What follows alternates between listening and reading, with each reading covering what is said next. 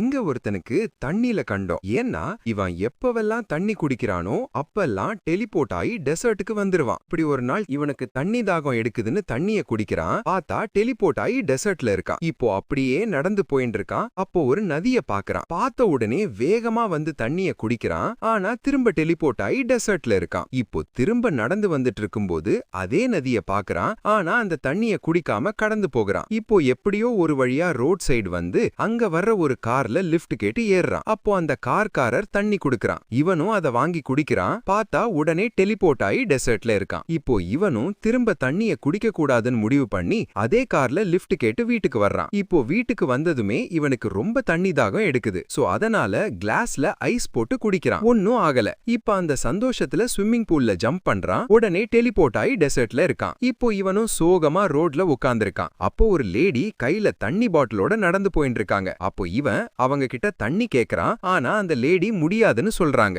உடனே அந்த lady teleport ஆகி டெசர்ட்டுக்கு வந்துடுறாங்க.